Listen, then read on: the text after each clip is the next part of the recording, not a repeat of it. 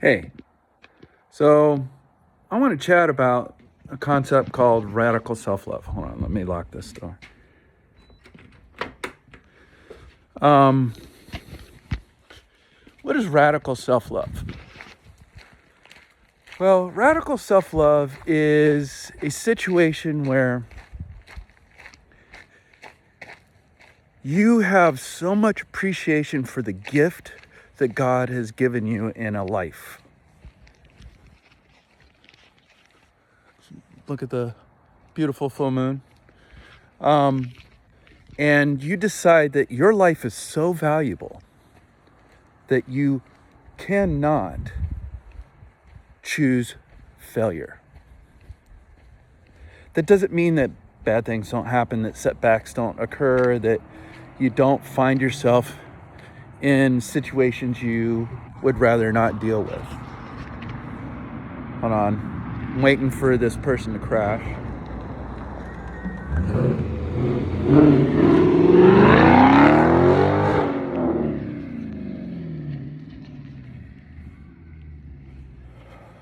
Hopefully they didn't. So see, they had radical belief in their vehicle and their driving skills. Anyways, you decide that you're going to choose to take on your doubt, that you're going to take on your fear, and you're going to chuck it in the trash and go do it anyways. In the Navy, there's a famous saying, damn the torpedoes, full speed ahead. And basically, you can choose to let your false ideas of your inadequacy continue to control you. Or you can banish them by proving them wrong, by taking the steps to reach out to the universe and step into the person you believe you are. So if you're someone that believes that you are an addict or something like that, then if you want to drop the addiction, believe you're not an addict. That doesn't mean like be in denial and still continue using substances. It means like right now you're using a substance to fulfill some kind of purpose in your life. And then you are not a person that needs a substance to fulfill a purpose in your life. There's many ways to do this. Way one, which is really difficult, is you have to literally see yourself as a different person, a person that doesn't use those things. You have to harden your mind against the old you and walk into the darkness of the new you, because you haven't known the new you yet. You don't know what the shapes and contours are. You're lost. Like right now, this video is dark. You can't see my face. You hear my voice. I've already established what I look like before, but now you don't know. It's not enough light to expose what I look like. But the light comes from within. I'm exposing who I am by having this conversation. You can't see, but I know. So what you can do is you can put down the pipe or let go of the substance and walk right out of the old life into the new. Now, you have to have such a presence of self to do that. It's really difficult. And there's a reason why you started using substance. And I say substance because you could be using food in an addictive manner instead of a fueling manner. You could be using weed. You could be using legal substances, alcohol. It doesn't matter what the substance is. The thing you're chasing is your not enoughness. That the world is more than you can handle. Or that you are using these things to find the divine within yourself because you don't feel the divine in your normal state. The mind is a powerful tool. And the soul knows who you want to be. So when you are choosing to be one way and you want to be another way, you are yearning for that other you, right? You have unhappiness in your life.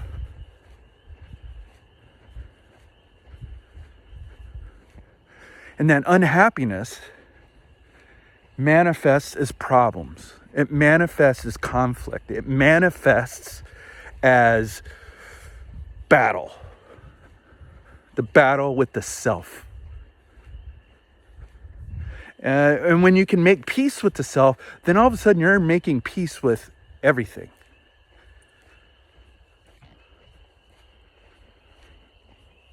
Because you are the arbiter of the world that you inhabit. The world wants you to believe that other people are the arbiters of who you are and how you move in the world, but that is not the truth. The truth is you are the arbiter. If you want to be an extrovert and friendly, then you make choices to be extroverted and friendly. What's the danger of being a friendly extrovert? People disappoint you. Okay? So, when people disappoint you, that says something about them and their concept of self. It doesn't say anything about you. My ability to be a kind, respectful, loving, investing person says about me what I want said about me. It's not narcissistic. Narcissism is wanting something to the exclusion of others. I have no interest in excluding others from loving themselves. Right? If you're a narcissist, you are seeking to feed on other people's love of themselves so that you feel appreciated and loved because you're incapable of loving yourself as you are.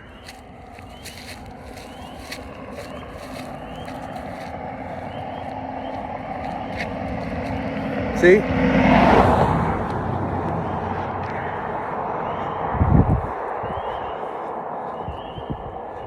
I'm still here, even though this video is dark. Listen to the peepers.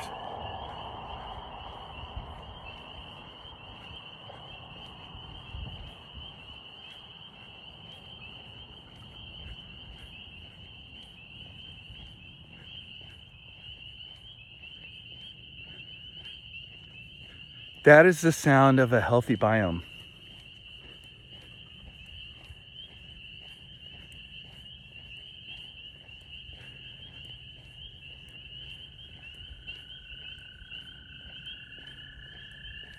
Everybody is singing because I'm walking here. I know you're going, what? How arrogant of you to say that. No, I am here. I'm receiving that signal. I'm receiving those celebrationary sounds, those calls to spring and the calls to the moon. And I am accepting them as gifts. It doesn't matter what their intention are. I'm receiving them as gifts. So the nature of the reason why they're doing it is beautiful, and they are doing it from a place of self-love, right? they love themselves, and so they want to multiply, and so they're singing mating songs or identity songs or territory songs or whatever it is that it is for them. But for me, what it is a serenade,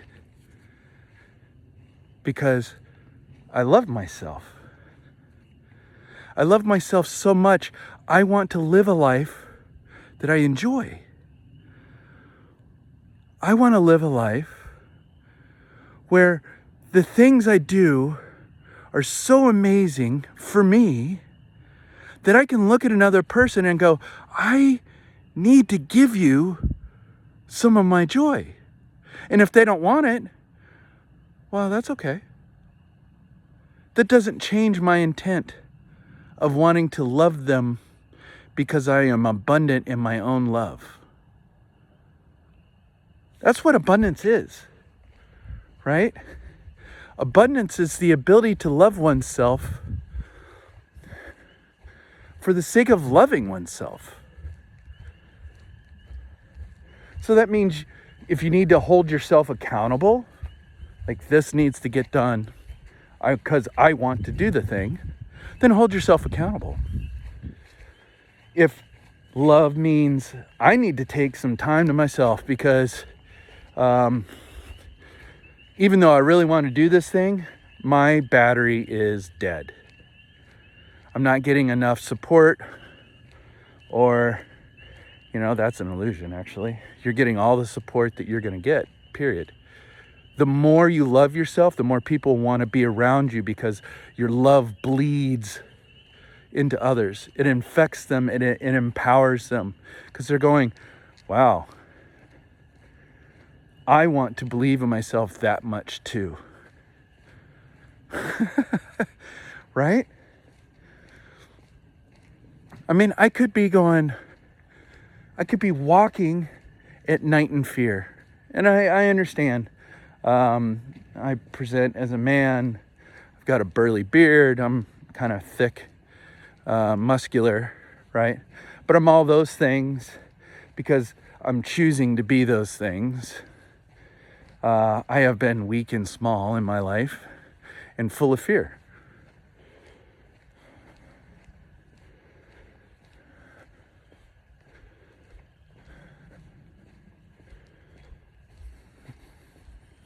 So the question always comes down to, how do you want to be? Do you want to be someone that loves themselves so much that they can talk to a glass brick in the dark and think people will care about hearing how much I love myself? What a strange sense of confidence that is. To believe that you, that I can't see, that I don't know, or maybe I do, want to hear about how much I love myself. But here's the trick. I'm not trying to love myself. I do love myself. I am so happy with being in the container of me that I want you to be ecstatic with being in the container of yourself.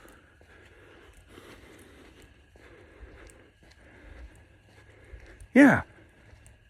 Like, I want the love that I have for who I am and how I move through this world is scary to me.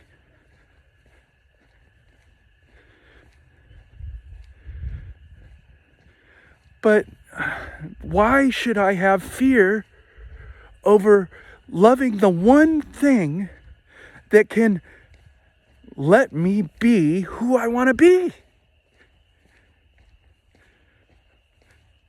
And who do you want to be? I want that for you.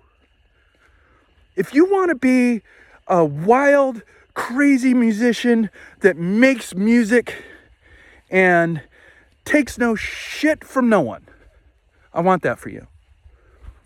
If you want to be an engineer that is precise and exact and considers all the angles and makes all the solutions. I want that for you.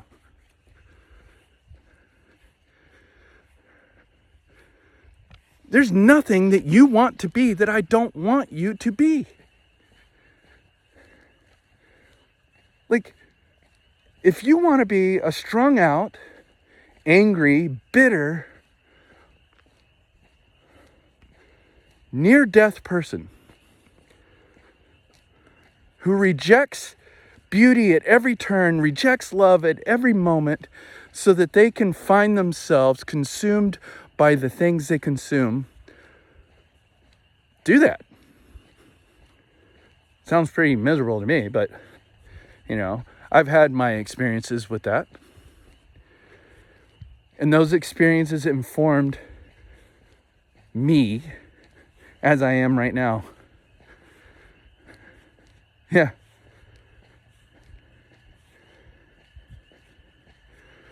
The things that I don't want to be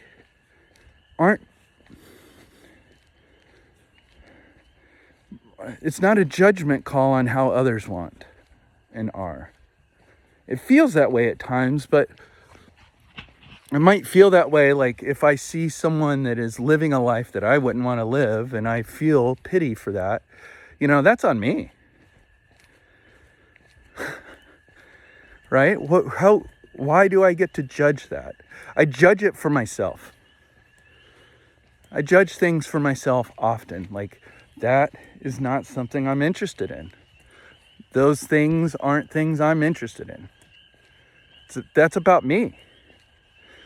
And those of you that are in these situations that you feel like there's no way out of them, or you're not good enough, or you don't deserve, a life, or the sober life just doesn't make any darn sense, because how can you not get through life without substances? And, on some level, I agree. Like, there's nothing wrong with having a beer. There's nothing wrong with using the plants of the earth to find community with the earth. There's something wrong. Correction. There's something that is not nourishing about obliterating the self to the point that you can't find who you are. But if that's the journey you're on, that's what you got to do, man. The one thing you have to do, the only thing that I would recommend to anyone is breathe, live.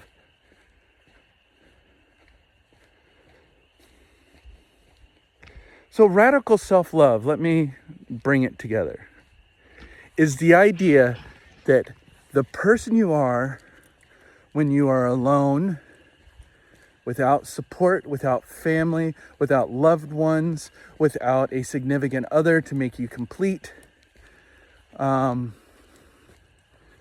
is so enjoyable to you that those things come to you because they want to feel like that for themselves. But not in a way that feeds off of your happiness. Right? Like, I've experienced that too. And I feel like I've come out of that. Where someone didn't love themselves enough. They didn't believe that they are everything that they need to be for themselves.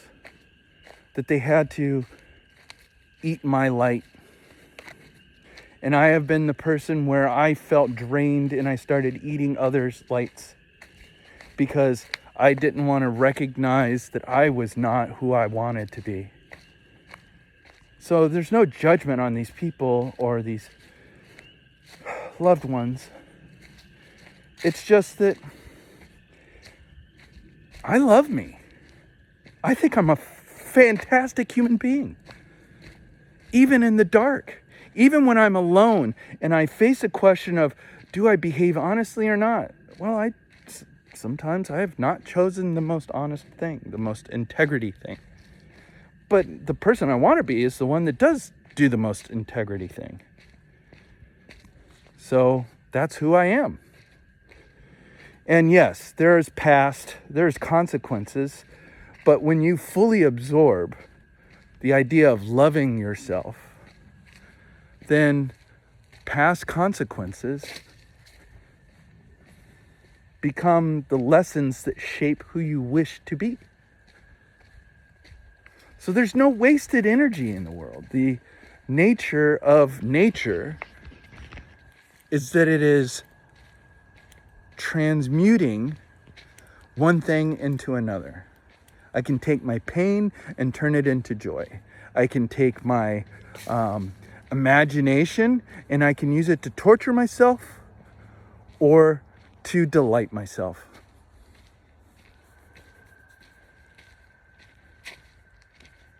I can choose to hear the predator in the woods, or I can choose to hear the friends around me.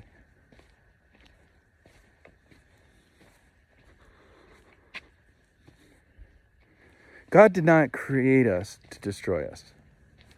Yes, I'm going to go there.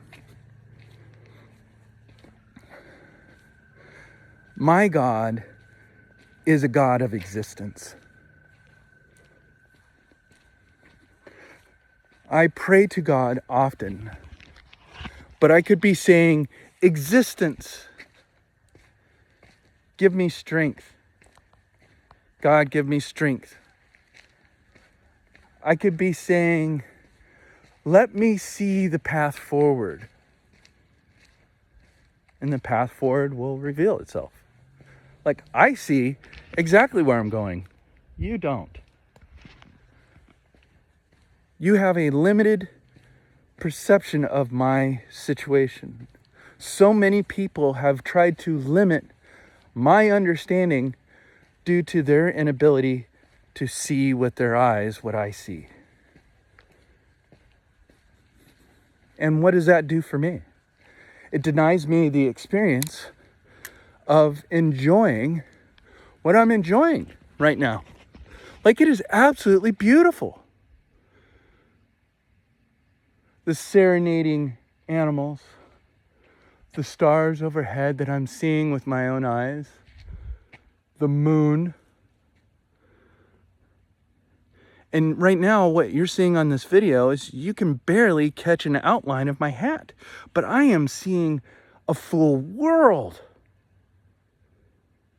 of detail.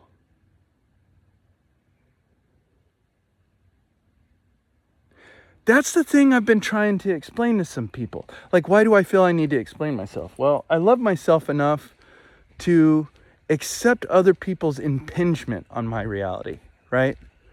I love myself enough to want other entities to participate in my experience, because the more I get to know them, I know myself. I want you in my life. I love people, even when I hate people, because it takes a lot of love to hate something, because you're willing to burn yourself up. Listen to that magic.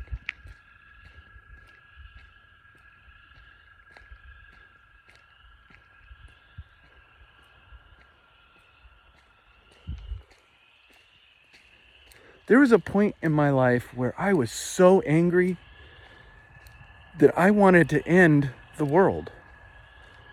And by that I mean myself. Because remember, in my philosophy of radical self-love, to end me is to end the world, because I will no longer be existing in it.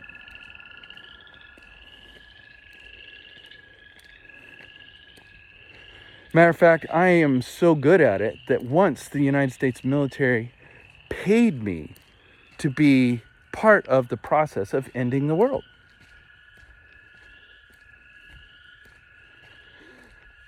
Thankfully, I have never ended myself, and I have never ended the world for another. Not directly. We can all talk about our community of responsibility, the pain of wearing the uniforms of authority, you know. But that's for another video. In this video, it's about radical self-love. I want to have so much joy that it is contagious.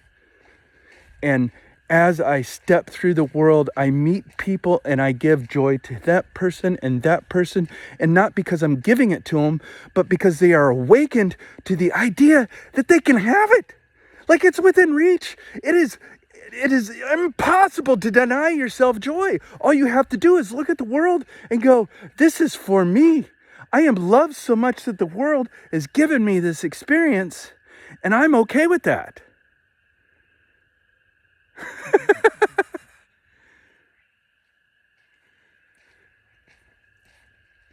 There's a deer over there snorting. There are spirits in these woods. There are ghosts. There are angels. There are devils. Or there are deer. There are dogs. There's a person or more. You see, you decide what is your joy. That doesn't mean that you have to accept a terrible situation as more than what it is. What I'm saying is find the joy in every experience. Because as long as you're doing that, then existence is a gift. But the minute that you decide that you cannot find any joy, then existence becomes a burden.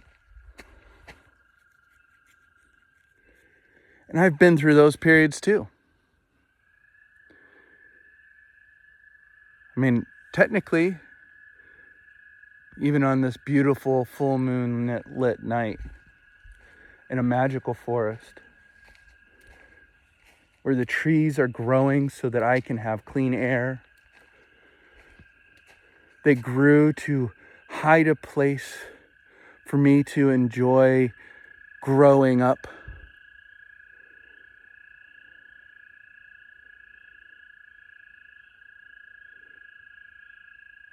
That reality bends to my interpretation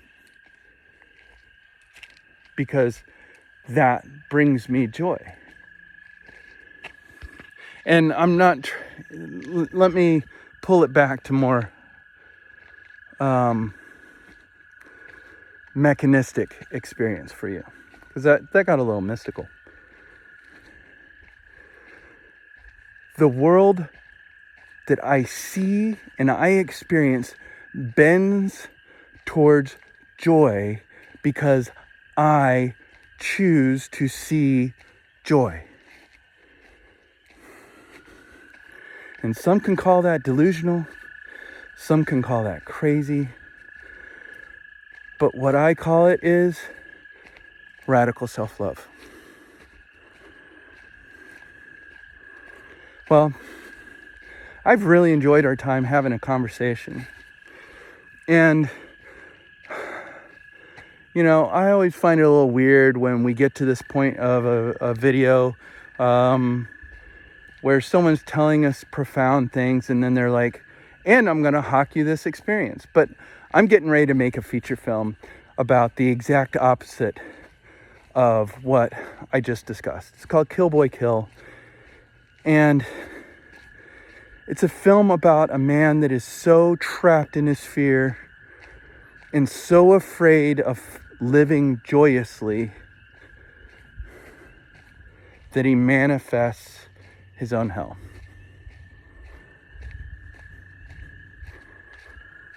Yeah. And if that sounds like you, and you want radical self-love where everything is joy and the world bends to your desire for more joy, follow me. Strength Power Fitness on Instagram. and Trinity, the director, on YouTube. And yeah, I'm gonna say it. My Shakti name is Krishna.